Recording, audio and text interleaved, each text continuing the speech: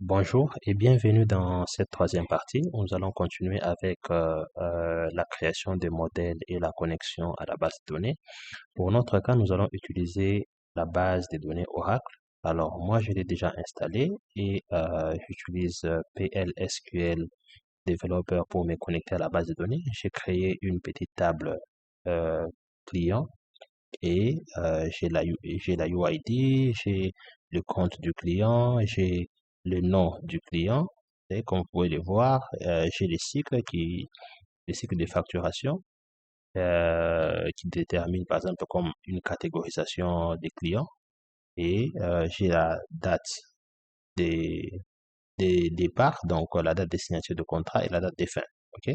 C'est juste ça que nous allons faire. Nous allons faire pour la première fois récupérer ces clients de la base de données via notre API que nous allons créer à partir de notre modèle. Ok, je vais réduire ça. Alors, pour se connecter à la base de données, je vais d'abord configurer la chaîne de connexion. Alors, pour configurer la chaîne de connexion, je vais dire app.config. Je mets la configuration qui va utiliser la chaîne, SQL Alchemy Database URI. Donc, ça sera, je vais l'utiliser comme ça. Et je vais me connecter à ma base de données. Alors, pour se connecter, je vais utiliser la chaîne de connexion. Je vais le coller et puis je vais vous expliquer. Alors, je le colle et puis je vous explique. Là, je vais remplacer. Là, je me connecte à ma base de données DASAG et donc à ma base de données Oracle en utilisant les users de DASAG et le mot de passe. Et comme c'est en local, et puis le port, et puis la base de données, c'est le ORLC. OK? Là, j'ai créé la ligne de connexion. OK? En fait, la chaîne de connexion. Alors, pour que cette chaîne de connexion soit euh, appliquée au niveau de notre application, pour se connecter à notre base de données, je vais me créer une variable que je vais appeler DB. OK? Et dans DB, je dis avec SQL Alchemy, OK? Je vais créer maintenant une instance juste après l'appellation ou l'initialisation de notre application. Alors, je vais dire db.init app. OK? Je vais initialiser l'application. Allez, vous comprenez que je viens de créer une instance. Donc, ici, je viens de créer une instance à partir de cette chaîne de connexion. Alors, comme j'ai créé une instance, c'est déjà bon, mon application est connectée. Si j'ai bien mis le string qui est là, je vais aller dans modèle. Et le modèle, je vais créer un modèle qui va s'appeler BCD, BCD, euh, BCD, BCD Details. OK. Pour dire Billing Customer Details. OK. Alors, c'est un modèle. Alors, ce modèle, je vais devoir utiliser ma connexion à la base de données. Alors, pour utiliser cette connexion à la base de données, je vais importer ma variable DB. Alors, from,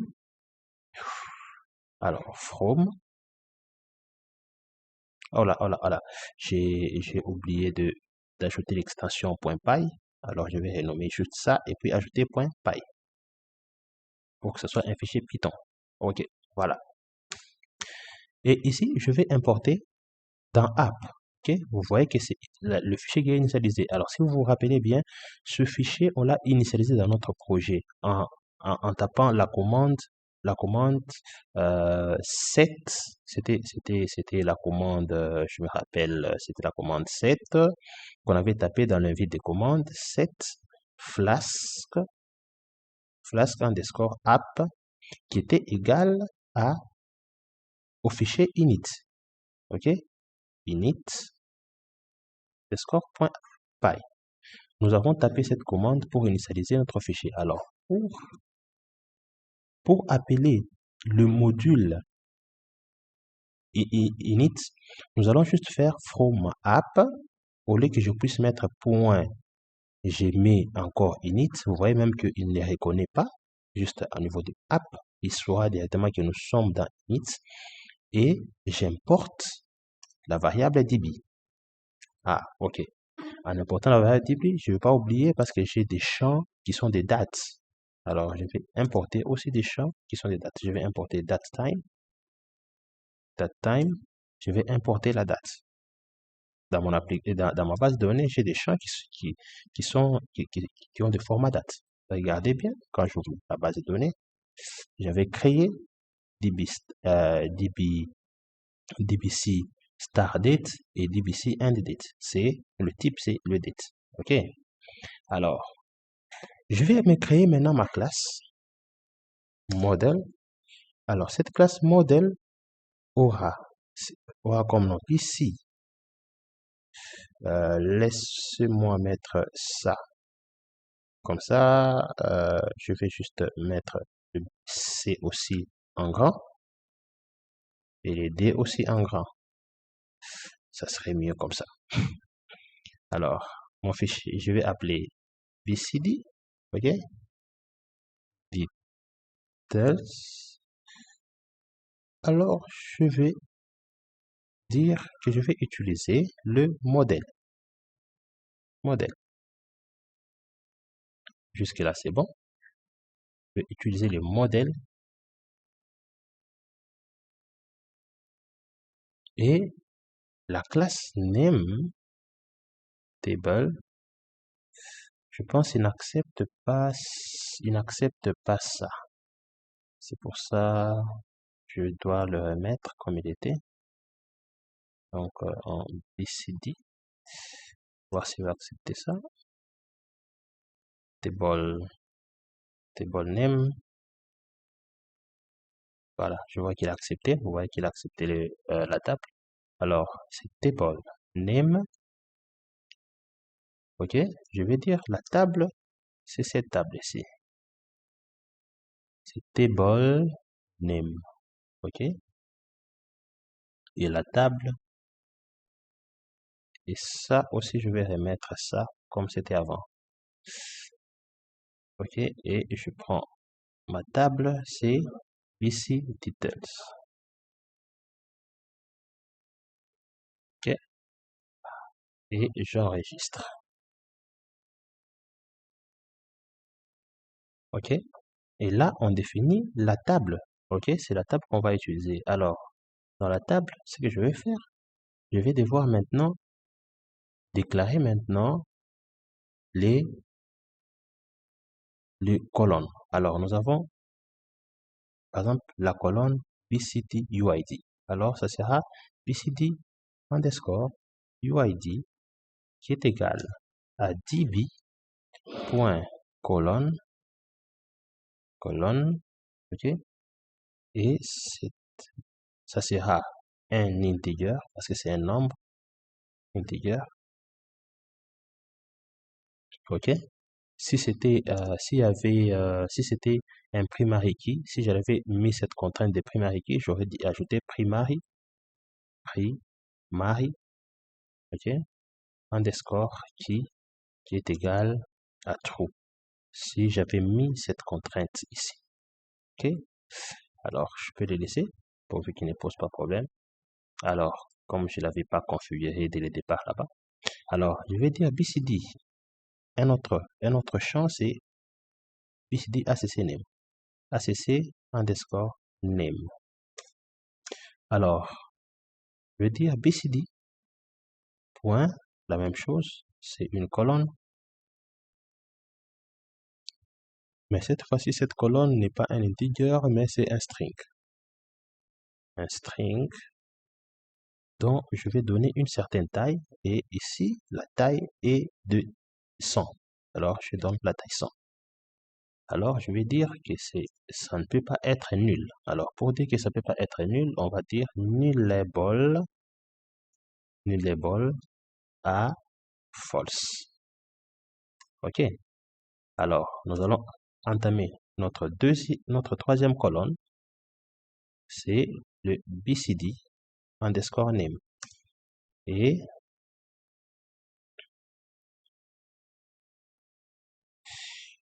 je vais essayer un peu d'indenter ça comme ça. Alors, je dis db. Alors, ça va prendre le même format. Je fais juste un copier-coller, OK, pour gagner en temps.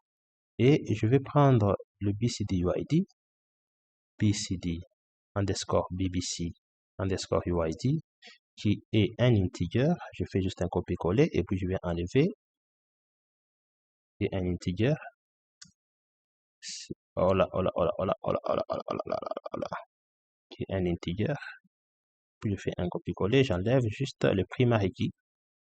Mais pour lui, c'est une clé étrangère d'une autre table. Alors, comme je n'ai pas cette table ici, je le laisse comme ça. Et je descends, je vais prendre la colonne start date, donc ça signifie BCD, underscore start, underscore date, qui est égal à TB. Point. Alors, ça, c'est une date, bien sûr. C'est une date. Alors, nous allons devoir le nommer comme une date. OK? Alors, la date, c'est point colonne, comme d'hab, colonne, on ouvre, on ferme la parenthèse, on dit db.date. Ça, c'est pour une date. Alors, nous disons, alors, les defaults, par exemple, default, pour le start date, même si nous ne les mettons pas, OK? Le default pour le start date, ça sera égal à date. J'espère que vous savez d'où ce date vient, parce que nous avons importé la date ici. Et le BCD end, donc end date sera égal à db.colonne. On fait db.date. Alors, lui, je ne vais pas le mettre comme avec un default. Il va rester comme ça. Alors là, je viens de créer mon modèle et ça correspond aux champs qui sont dans ma table. Alors, ça, c'est ce que nous allons utiliser même dans notre contrôleur. Alors, pour l'utiliser maintenant dans notre contrôleur, nous allons dans notre contrôleur et nous allons l'appeler à partir d'ici. OK. Maintenant, ce que je vais faire dans le contrôleur, ça sera la première des choses. Je vais importer from, je vais importer app, je vais aller dans modèle, je vais aller dans, je vais prendre BCD details, et puis je vais importer BCD details. OK. Là, je suis dans le bon. J'ai déjà importé ça. Alors, ça, je l'avais fait juste pour titre d'exemple. Alors, nous allons faire un API juste pour nous retourner sous format JSON, ainsi de suite. Alors, pour retourner, par exemple, les résultats sous format JSON, nous faisons from, OK? Nous disons app, point, plutôt pas app, Flask, OK? Et puis, nous allons importer, import, JSON, JSONify. Donc, on va formater nos données sous format JSON. Alors, pour le formater, ce que nous allons faire, nous allons d'abord récupérer les données de notre base de données. Alors, ce que je vais dire, c'est BCD, BCD data, S, qui sera égal à, je vais appeler mon modèle, je fais un query dessus, et puis je dis, je récupère tout. OK? Je récupère tout. Et pour récupérer tout, à ce moment-là, je vais transformer maintenant mes données en JSON. Pour les transformer en JSON, c'est je crée une table data. Alors, je vais parcourir for, je parcours BCD,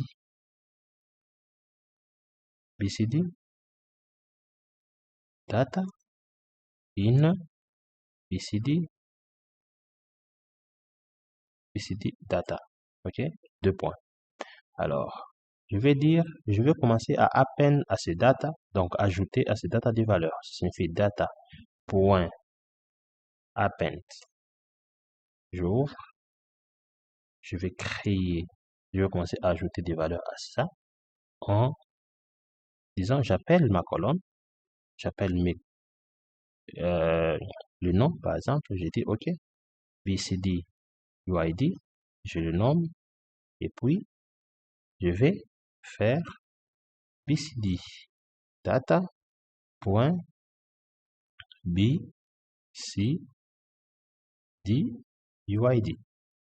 OK, jusque là on est d'accord. Et puis je vais nommer ça correctement. La nomenclature ici, c'est pas un problème. Mais je veux juste que je puisse avoir le même nom qui se trouve dans la base de données pour mes colonnes au niveau de cette data que je suis en train de créer. Là, c'est name, et puis je fais ça, data, donc pas data, mais BCD underscore data point, le nom qui est là. Je mets virgule, je vais créer le BCD name, BCD underscore name, deux points, BCD data point BCD underscore name. OK? Je pars encore, je vérifie encore une seconde fois. OK, j'ai BCD underscore BCC underscore YD que je prends comme ça. BCD data point BCD underscore BCC underscore YD. Et ensuite, je prends maintenant mes deux derniers champs, c'est BCD. Je pense que je peux copier-coller ici parce que je les ai, ce sont les mêmes nomenclatures. Je peux les utiliser ici. Hop. Oh là là. Voilà, je vais rentrer ici. Je vais juste copier ça. Je vais venir avec ça ici. Je vais coller. Je vais dire deux points. BCD underscore data. Point ça. Et puis deux points. Je dis au lieu de star, ce sera end. End. Et puis deux points. Deux points. Puis BCD data. Point. Je change. Je vais mettre sur end. End. Alors, j'ai oublié un virgule là-bas et c'est bon. Alors, j'ai fini de construire mon tableau dans la boucle for et je vais sortir de la boucle pour maintenant faire un return. OK, return. Je vais retourner. Je vais désonifier ça et je vais appeler data. C'est ce que je vais appeler. OK. Et je pense que ça, comme je n'ai plus besoin de ça pour l'instant, je peux le commenter et j'enregistre. J'enregistre tout ce que j'ai fait et on va tester. OK? Alors, nous venons dans notre environnement virtuel. Nous allons appeler Flask Run pour runner notre application. Et nous attendons. Ah, nous nous retrouvons avec une erreur qui nous dit que le module named C Oracle n'est pas trouvé. Alors, normalement, nous avons oublié. Normalement, Alchemy fonctionne avec le module CS Oracle dans le cas où nous voulons utiliser la connexion Oracle. Et c'est pour ça qu'on nous dit que ce module n'est pas installé dans notre projet. Alors, ce que nous allons faire, nous allons commencer par l'installer en tapant pipe install cs underscore Oracle. OK? Et nous allons attendre voir que allez, ça installé. OK? Il y a des fois où ça n'installe pas parce qu'on n'a pas un builder. Alors, pour le cas où vous n'avez pas de builder, il faut installer sur Windows build. Je vois, j'avais installé je pense que c'est ça, Visual Studio Installer. Donc, une fois que vous l'installez, lui-même, il va détecter les applications que vous n'avez pas installées et vous allez installer, par exemple, vous voyez, par exemple, cet outil ici, il faut l'installer normalement. Et moi, je l'ai installé dernièrement. Donc, Visual Studio Builder, vous allez installer les C++ et ça va vous permettre maintenant de prendre en charge, de prendre en charge euh, le CX Oracle. OK? Et là, notre CX Oracle est installé. Nous allons maintenant tester et voir si notre application fonctionne correctement. Nous allons lancer notre commande Flash40. Nous voyons que l'application est démarrée sur le port 5000 avec cette adresse. Alors, je vais copier cette adresse. Je vais ouvrir Postman pour tester si mon API fonctionne correctement. Alors, pour tester que mon API fonctionne correctement, comme je l'ai dit, je suis en train d'ouvrir Postman. Voilà. Et je vais mettre mon adresse là-bas. OK? Et je vais choisir la méthode. C'est la méthode get qu'on a utilisée même quand vous regardez notre route. C'est une route en get. OK? Notre route, c'est une route en get. OK? Get et utilise la méthode index qui est ici. Et c'est ce que nous avons implémenté là. Alors, quand nous utilisons Postman, nous disons, OK, nous prenons la méthode en get et nous n'envoyons rien comme paramètre dans notre URL et nous envoyons send. Et chez Kebound, vous voyez que nous avons le résultat qui sont liés aux données que nous avons dans notre base de données. Vous voyez, vous avez les vieilles comptes, vous avez les BSUID et vous avez tout ce qu'il faut. Et ceci peut vous servir maintenant de votre backend et vous pouvez utiliser par exemple React.js pour récupérer et créer des belles interfaces graphiques. OK? Merci d'avoir suivi. Alors, je vais juste par rapport à ça, si vous voulez continuer à utiliser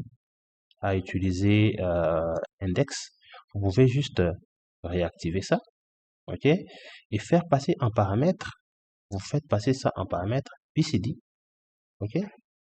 Data qui est égal à BCD data.